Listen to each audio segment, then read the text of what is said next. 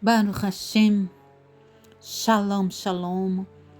Estamos de volta aqui no canal, este espaço da congregação Mahanaim, para estudarmos hoje o texto da Brit Hadashah referente a Parashat Hashavua, a Parashat Lia, que se encontra em Matitiahu, Mateus, no capítulo 8, no versículo 1 até o versículo 4. Vamos fazer a leitura do texto. Quando ele desceu do monte, havia grandes multidões e o seguiam. E veio um leproso e prostrou-se, dizendo: Mestre, se quiseres, podes me tornar limpo. E Yeshua estendeu a mão e tocou, dizendo: Eu quero, fica limpo. E imediatamente ele ficou limpo de sua lepra. Disse então Yeshua: Olha, não contes isto a ninguém, mas vai, mostra-te ao Cohen e apresenta a oferenda que Moshe ordenou para servir de testemunho a eles. Baruch Hashem. Com a luz da Torá, podemos então compreender este texto de forma mais completa e trazermos o testemunho do Mashiach de uma forma original, judaica, para a elevação de nossas almas hoje. Baruch Hashem. Vemos que Yeshua ele era seguido por grandes multidões. No versículo 1, diz que ao descer ele de um monte aqui, onde ele estava fazendo, o Sermão da Montanha, conhecido Sermão da Montanha, onde ali ele estava iniciando o seu trabalho de ensino da Torá Sagrada, de forma espetacular e plena, trazendo os ensinos profundos da Torá, aquilo que depois os sábios vão compilar em Talmud, vão compilar no Zohar Kadosh. Tudo isso Yeshua já estava ensinando em sua época. Ou seja, Yeshua ele é um cabalista. Yeshua ele é um grande tzadik, sábio, Kadosh, que trouxe a Torá de forma plena, trazendo a alma do homem para a correção. Vemos que multidões, ou seja, Yeshua era aceito pela comunidade, sim. Ao contrário do que hoje as pessoas pensam, os judeus eles eram a favor do Mashiach. Existia um pequeno grupo de autoridades que se viram contra Mashiach, porque o próprio Eterno quis que fosse assim. Porque da mão de seu povo deveria ser vendido. Da mão de seu povo deveria ser autorizado o seu sacrifício. Caso contrário, isso não era válido, como foi válido o sacrifício de Mashiach. Baruch Hashem. Então, voltando aqui para o estudo, aparece então um homem leproso e se prostra pedindo, na verdade, ele já fala que Yeshua pode curá-lo, apenas se ele assim quiser, Mestre, se tu quiseres, tu pode me tornar limpo. Daqui a gente tem que começar a compreender o que é lepra, o que é essa lepra que esse homem tinha. Qual a consciência que esse homem tinha a respeito dessa doença? A lepra, no tempo que o templo sagrado ainda estava de pé, era a manifestação espiritual, no físico, da Lashon Hará. Hoje a Lashon Hará, ela está aí na boca das pessoas, infelizmente, e não há nenhuma consequência física no sentido de saúde física do corpo. Somente o Eterno pode enxergar a tsarat, a lepra, que é efeito da Lashon Hará. As pessoas que adquiriam a Lashon Hará, elas sabiam plenamente o porquê de elas estarem doentes. Elas sabiam que a causa era a língua má. Então, ao a pessoa obter a consciência de seu pecado, o arrependimento de seu pecado, no caso deste homem aqui, ele tendo acesso à sabedoria vinda de Mashiach, ele se desprendeu totalmente desse pecado e disse: agora não vai depender mais de mim. Depende agora se o mestre quiser, porque eu já deixei a língua má. Eu já não quero mais manifestar este mal em minha boca. Então, ele vai falar para Mashiach: Mashiach, o que eu tinha que fazer dentro da minha consciência, a mudança que eu tinha que efetuar, eu já efetuei. Agora, se o Senhor quiser, o Senhor pode me limpar. Porque o Senhor é enviado do Eterno. E Yeshua disse, só que Yeshua estende a mão. A gente tem que saber que pessoas que estavam com lepra não poderiam ser tocadas, pelo fato de que isso traria impureza a quem tocasse no impuro. Não é isso? E aqui a gente vê no texto que Yeshua, ele toca o homem. Por que ele toca? Porque Yeshua, ele faz um trabalho de carregar nele a dor do outro.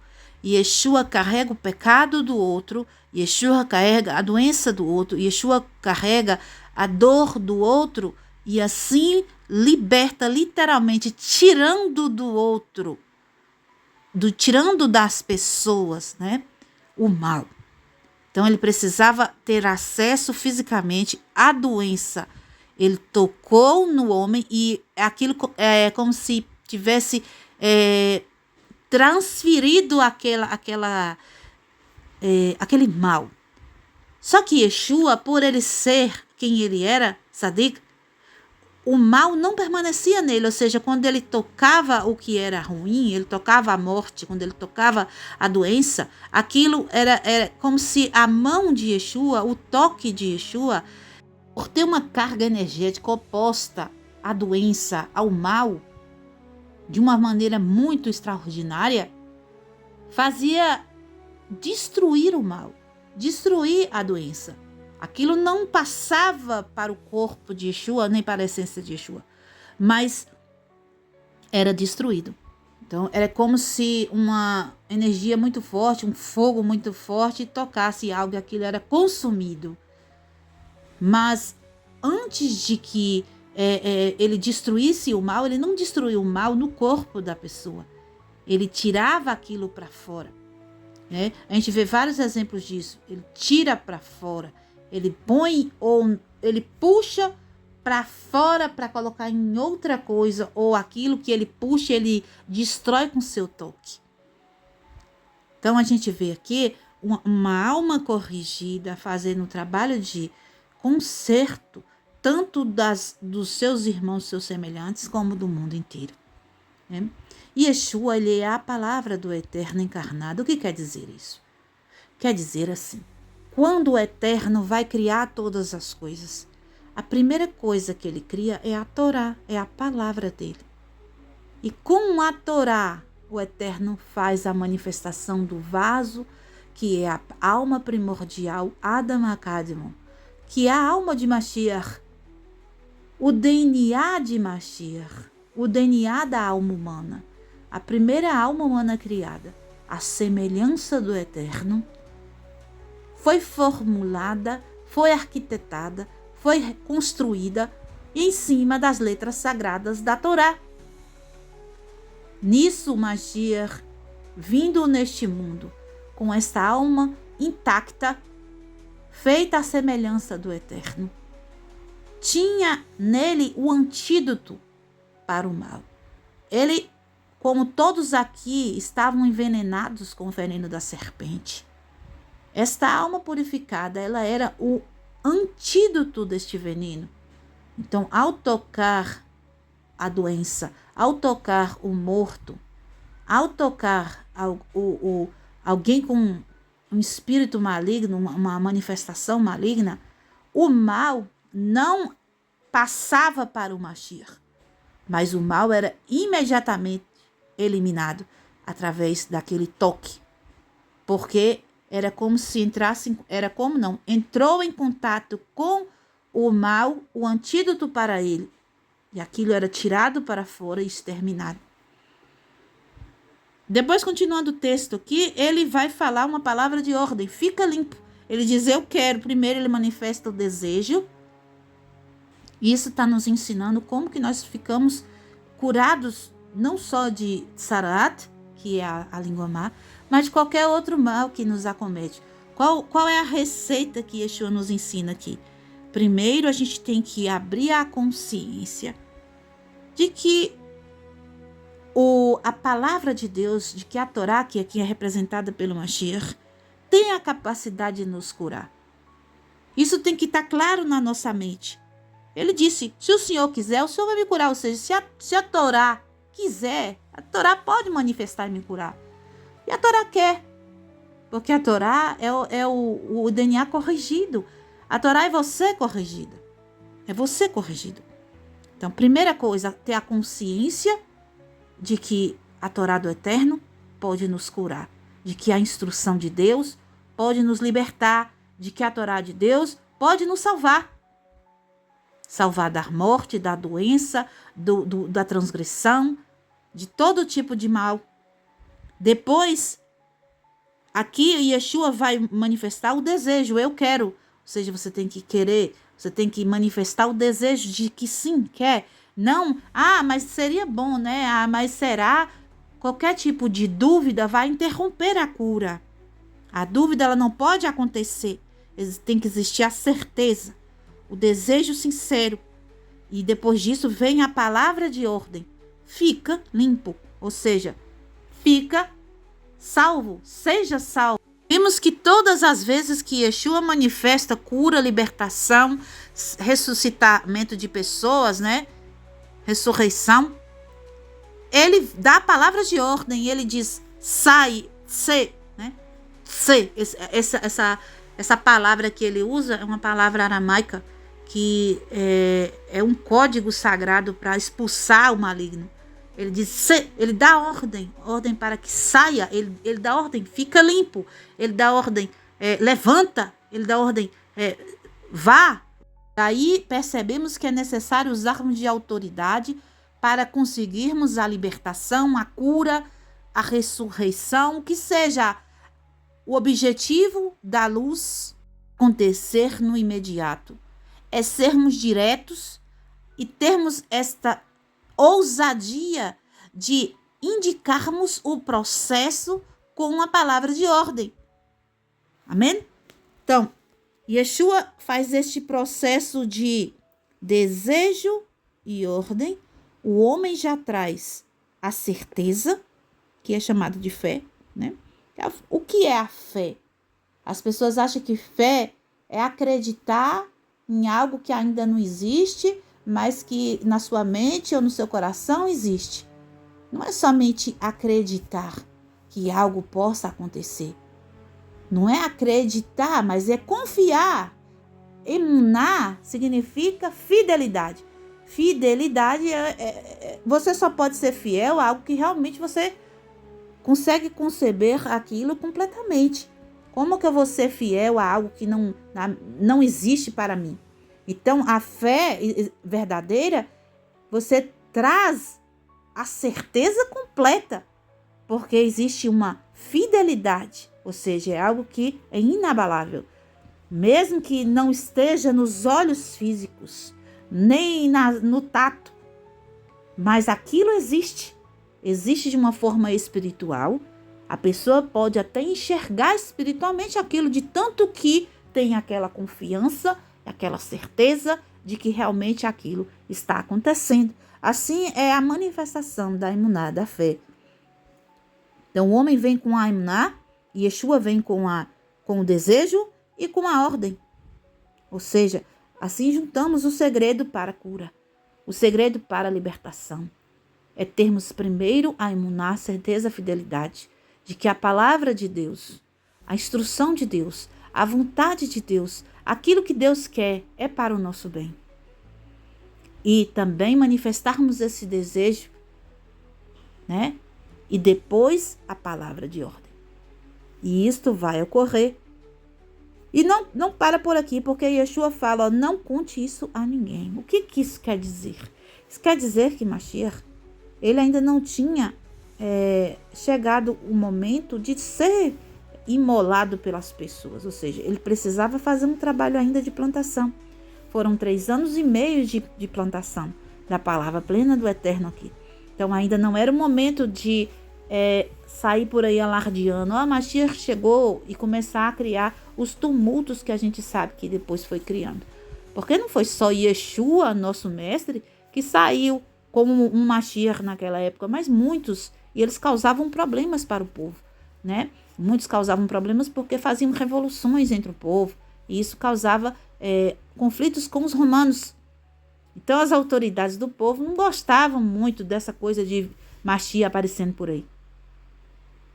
Certo? E Yeshua falou, não conte nada a ninguém. Isso também nos ensina que quando o Eterno, Baruch Hashem, pela sua infinita misericórdia, concede para nós uma bênção, uma brachá, né?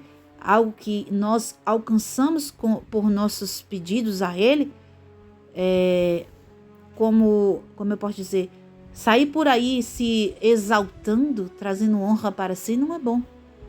Certo? Por quê? Porque isso vai trazer os olhos da inveja, os olhos, né, malvados, e vai desencadear em julgamento. Então, Yeshua está nos ensinando outra coisa. Você está ganhando bênção, Deus está te abençoando, fica quieto. Não é para ficar... Nos ensinaram, né, na outra religião, que você ganhou um lápis de cor para pintar um papel, tem que sair correndo e contar no microfone que você ganhou aquele lápis. É óbvio que nós vamos agradecer ao Eterno, ser gratos ao Eterno, ficar felizes, sim, mas sair por aí alardeando as bênçãos que Deus nos dá, isso só vai causar conflito e confusão com os olhos e as línguas más que tem por aí. Aprenda, quanto mais você protege, né, aquilo que Deus te deu, menos sofrimento você vai atrair. Por exemplo, nosso povo tem o costume de, vamos supor, a mulher fica grávida. Até o 3º mês, não conta a ninguém. Não conta para ninguém. Porque ali até o 3º mês, a criança está muito suscetível a ataques espirituais. Né? Então, por isso, fica calado. Ninguém vai sair por aí alardeando. Para que a criança vingue, vamos falar assim. Né? Também, vamos supor, você evita estar expondo a sua família, crianças pequenas principalmente, bens materiais, de estar tirando foto de suas coisas e colocando em status, colocando em rede social. Todo esse alarde só vai atrair olhos de inveja, né? Julgamento, línguas más. Então, Yeshua está nos ensinando. Você ganhou uma bênção? Fica quieto. Sai por aí contando para ninguém. Ah, mas a gente tem que fazer o testemunho. O Eterno sabe quem vai ser necessário você contar, e essa pessoa vai estar até na hora que você receber a bênção. Né? Ou você pode contar para alguém que você tem confiança de que aquela pessoa não vai querer o seu mal. Se você for tirar uma foto com a sua família e colocar na rede social, coloque alguma frase que leve o nome de Deus na frase, para evitar que venha o mal. Nossos irmãos tradicionais, eles evitam mostrar seus filhos pequenos, evitam mostrar suas esposas nos vídeos de YouTube e redes sociais. Por quê? Porque a grande riqueza deles é as esposas e os filhos. A nossa grande riqueza é nossa família, nossos filhos. Então, quanto menos exposição do que é precioso, menos eu vou atrair o olho malvado, a maldição. Então, Yeshua está nos ensinando aqui. Não conte a ninguém. Mas você vai fazer uma coisa. A Torá. Então, Yeshua nos ensina a Torá. A partir de agora, ele vai dizer, vai e mostra-te ao correndo. Nós vamos estudar na Parashat essa semana. Qual é o processo que a pessoa que contrai Tsarat, qual é o processo que ela tem que fazer? Se mostrar ao sacerdote. O sacerdote que vai verificar se é Tsarat. O sacerdote que vai fazer o sacrifício de purificação. O sacerdote que vai dar as instruções do que deve ser feito para se curar da Tsarat.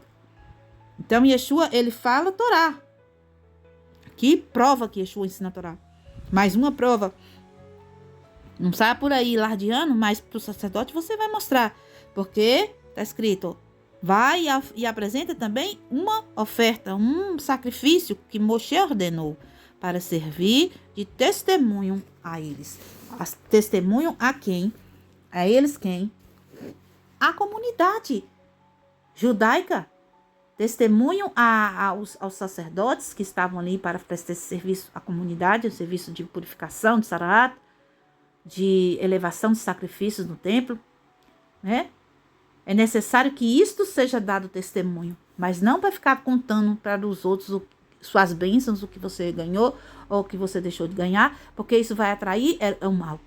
Então aprendemos que devemos estudar cada versículo, cada palavra da Brit Hadashah com o pensamento da cultura judaica, do entendimento da Torá, como um judeu se comporta, como ele pensa, como ele age, e assim nós vamos compreender cada texto que está ali na Brit Hadashah, que é um texto escrito por judeu, vivido por judeus, da vivência da religião judaica, onde o nosso mestre Yeshua participava ativamente, tanto da cultura, quanto da religião, quanto do pensamento, da tradição do povo judeu, que era seu povo.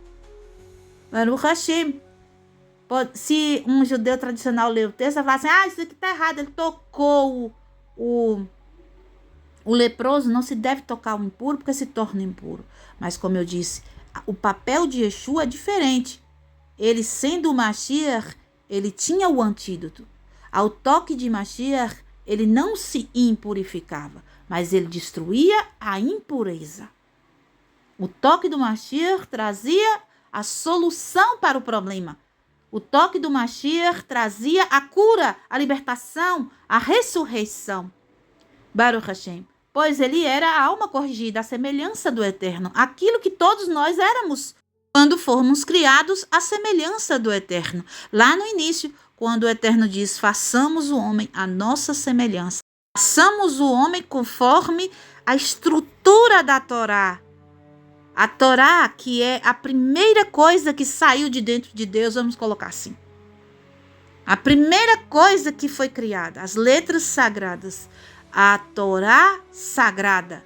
E ali ele constrói a alma do Kadmon, que é Yeshua, que é Mashiach, que é a alma do homem primordial. E dessa alma descende as outras, ou seja, o Eterno ele sopra dessa alma no nariz de Rishon, de Adam Rishon, o primeiro homem. Mas quando o primeiro homem decide visitar o mal, visitar a escuridão, o que acontece? A Torá, ela é quebrada, né? Se quebra as sefirot, né? Partes da Torá dentro da gente, da alma do homem, se quebraram. E nisso, o trabalho é o quê? Reconstruir isso. Por que existem em nós, né, intrinsecamente, alguns mandamentos da Torá como, vamos colocar, raiz do que é certo e do que é errado dentro de nós? Por exemplo, qualquer pessoa, em qualquer cultura, em qualquer lugar do mundo, vai compreender que assassinato é errado.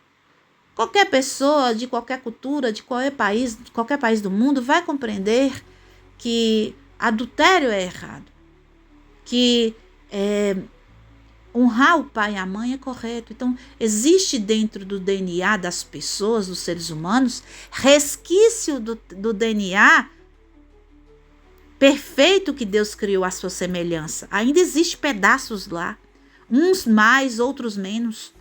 Existem pessoas que estão numa profunda escuridão, que até essas coisas que eu citei, para eles já estão tortas, né? Mas na maior parte das pessoas ainda existe isso na raiz de suas almas, porque foi disso que somos construídos desses conceitos do que é correto, do que é errado perante a vontade e intenção, compreensão e entendimento do Criador, porque de lá que saímos, foi Ele que nos fez. Então a sua consciência, ela está em nós de alguma forma. Claro que com a queda quebrou-se. Então existe algumas coisas que estão obscuras, outras estão precisando reparar, precisando consertar, precisando alinhar novamente, mas isto já é raiz nossa, é a raiz de nossas almas. Yeshua, ele veio com esta alma certinha, sem queda, todo completo. Ou seja, a alma dele era alinhada com a vontade, com a Torá. Ele era a palavra encarnada, ele era a Torá encarnada, né? Então, o que é que tira a morte? A vida. A Torá é a vida. Yeshua, ele era a vida. Ele tinha a vida correndo em suas veias. Então, quando ele tocava a morte, imediatamente era um antídoto para ela, ou seja, transformava aquela energia no oposto. Baruch Hashem. Ficamos por aqui no estudo da Brit Hadashah. Agradeço a vocês por estar comigo aqui mais uma vez. Peço que deixem um like no vídeo, compartilhe com pessoas que têm interesse em compreender a Brit Hadashah da forma original judaica. Também peço que se inscrevam no canal, todos que assistirem, inscrevam no canal, deixe sua contribuição, um maaseh, uma primícia ou uma tzedakah, o que você quiser e puder, para podermos assim estar melhorando as nossas transmissões e ajudando ainda mais outras pessoas a compreender a Sagrada Torá. Que o Eterno abençoe a todos. Shalom, shalom, lehitraut, kol hatovim lekulam.